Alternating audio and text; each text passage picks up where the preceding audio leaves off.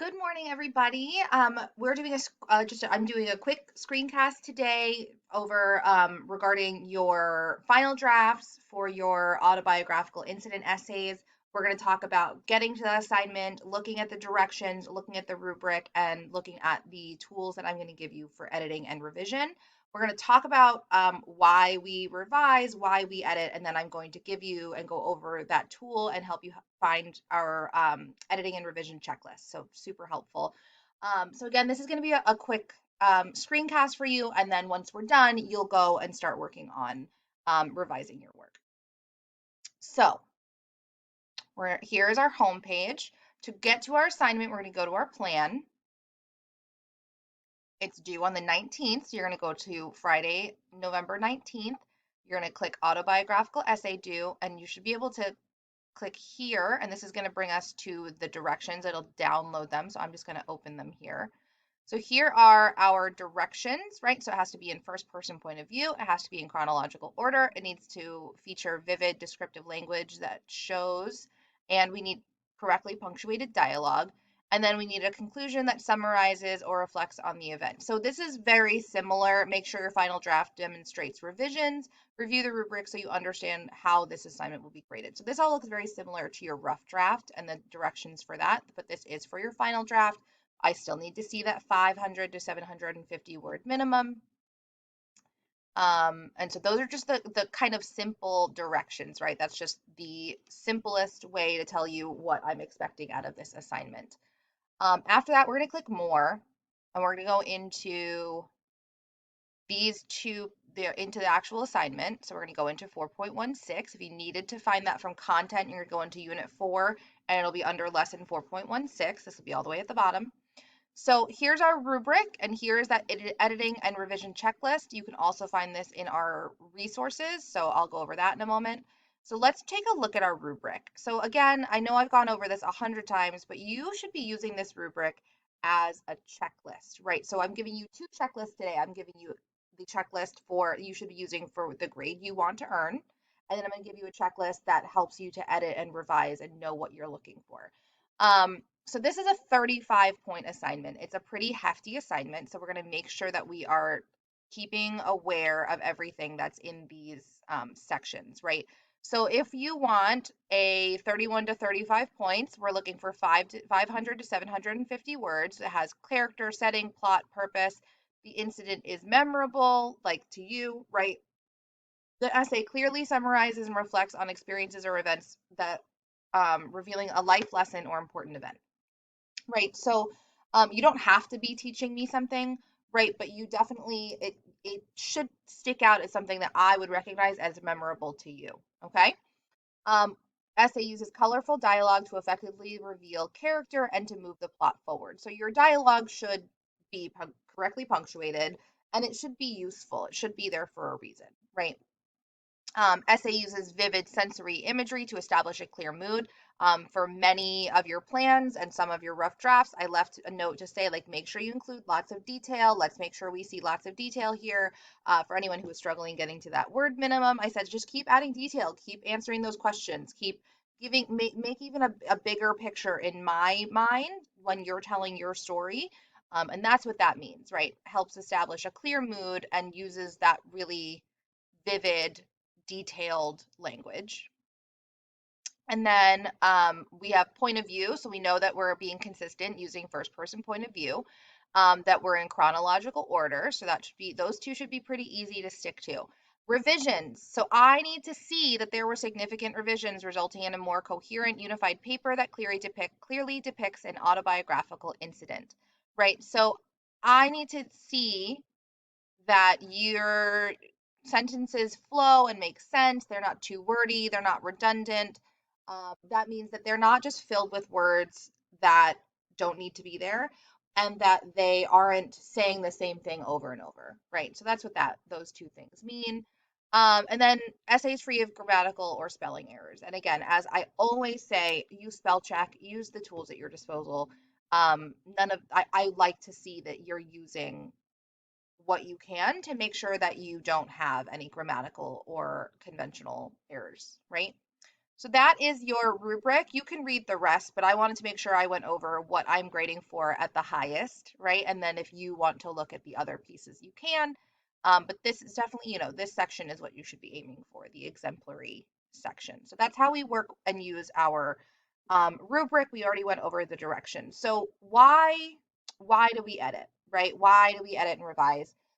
Editing is a process of reviewing a piece of writing to correct errors. These errors could be as simple as spelling or grammar mistakes, and they could be as complex as the flow and clarity of your writing. Clarity is clear. Is your writing clear? Does it make sense? Is it easy to read? Does it flow well? Does it make sense from point to point? Especially when we're talking about a story that we already said should be following the plot diagram and should be written in chronological order, right? So editing versus revision. When we edit, they are two different things, right? So when we edit, we're fixing basic errors. We're looking at capitalization, punctuation, spelling. But when we revise, we're actually improving the writing, specifically by reviewing the structure, flow, or word choice that we used, right? We talked last week a bit about word connotation. So when you're using that descriptive language, is there a word that could be a synonym for the word you're using that might get your point across better?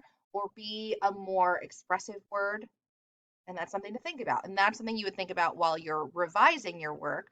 Editing is really just looking for those kind of more glaring errors in punctuation, capitalization, spelling, and grammar, right? So when we revise, we are re-seeing the paper as a whole. We are addressing higher order concerns, again, like organization, talking to the audience, development, support. This verifies that the paper meets the requirements of the assignment, right? So in our rubric that we just looked at, we know that there were like 3 or 4 sections regarding editing, right? I think there were like 2 sections regarding editing when it came to mechanics and all of that. And the rest of the whole thing, the rest of that whole rubric is going to be what you're looking at when you are revising. So editing comes after revision and after proofreading, and revision and proofreading are basically the same thing.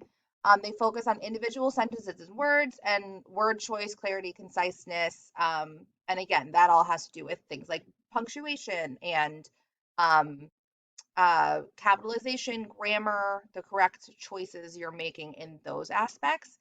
Um, and again, so those are kind of the the the last step to make sure that everything is tied up with a bow and neat and tidy, and is kind of not as much looking at the paper as a whole, but looking at each sentence and making sure that each sentence makes sense grammatically. Whereas revision is, again, seeing the paper as a whole, rereading, making sure that you understand and that your reader will understand what you're trying to communicate.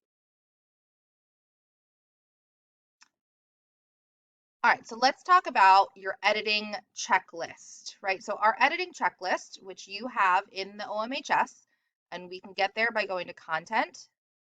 Now it's also attached to this assignment, but we can get there by going to content. I'm going to move my little video guy over here, and I'm going to go to course materials, and then I'm going to click resources.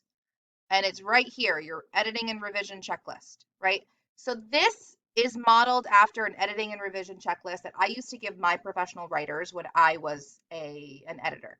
When I was a professional editor and proofreader, I was technically a copy editor when I was journalist, and I would give my writers, especially the ones that I could tell had a little bit more trouble editing, um, a, a much lengthier version of this revision and editing checklist because it helps everyone to have a list to know what you're looking for, right? And so let's go over it. And this is a useful tool for you forever. So download this, hold on to it, because whenever you need to revise and edit your work in the future, this is a useful thing. Again, I used to give this to professional writers, which means that this will be useful to you from now until forever, because you can use this with your college papers if college is the route you choose to go. You can use this when you're editing and revising an important email to your boss someday. This is a really great tool for you to have to know that you have looked over and made sure that there are no errors in your work, right? So first we're going to talk about revision. So we're going to look at organization first. I have a title that cleverly relates to my story. My main idea jumps right out at you from the beginning of the story. I use effective beginning strategies. The whole thing is organized to help you go from point to point without ever feeling lost. And my story is told in a good order. In this instance, we know that we're talking about chronological order. This line says I'm following the plot diagram and it makes sense.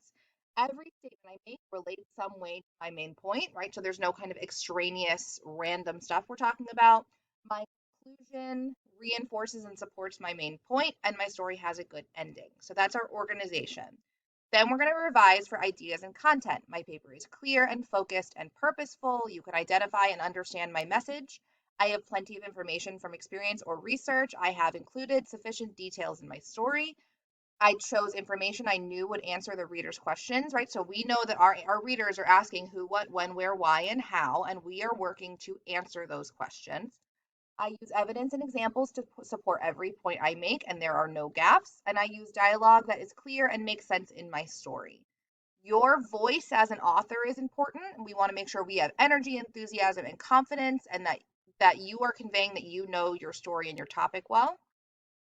You can tell that this topic and the story sounds like me, and I can identify my favorite part. You'll want to know more about this topic too once you read my paper. I thought of my audience the whole time I was writing, and I tried to answer their questions. My voice is strong but under control. My voice is not funny or sarcastic, etc., when it's inappropriate. Um, Word choice. We're avoiding vague language. Stuff like that's like, too vague and stuff. Right? So like we want to be very clear. If I gave you direction that included this language, I would get emails all day asking what I mean, right? And that's what I want you to think of. I don't want to be left asking questions when I'm reading your work. The words I chose are right for my audience, whether they are first graders or scientists. And that is our revision page. So this is a 2-page deal. Then we have our editing, our sentence fluency. Every sentence in my paper is grammatically correct. I checked. Sentences begin different ways. Every sentence can't start with and then I, and then he, and then we, right? I use transition words to show how ideas connect. I use long and short sentence lengths to make my paper flow better and make it more interesting to the reader. I've included enough sentences to tell my story well. You will find my writing very easy to follow. My story sounds good when read aloud. That means you should probably read your paper aloud, even to yourself or to your learning coach. It's always a good idea. My story meets all of the expectations in the grading rubric as well as the assignment's instructions, which we just went over, how to use them and how to find them. And then finally, conventions. My mechanics, like spelling, punctuation, capitalization, and grammar, are correct. My dialogue is correctly punctuating according to my notes, which you have from our punctuating dialogue screencast we did a few weeks ago. If you don't have those notes, make sure you go back and look at that screencast and that PowerPoint. I left space between my words. I left margins on the left and right. Another person can easily read this story. I reread my assignment and ran spell check, and I edited this paper. Now, these should be done in order, right? Because you should not be checking I edited this paper before you check every other box. This entire tool you're going to use on this essay, this entire tool you're going to use on our next writing assignment. Every writing assignment you have from now until the end of the year, I'm going to attach this tool because I want you to be using it. Okay? All right, so if anybody has any questions, that's the end of that for me. So now it's your turn for the rest of your time with ELA today. You're going to take this checklist and you're going to apply it to your rough draft. If you have any questions, comments, or concerns, you are more than welcome to email me.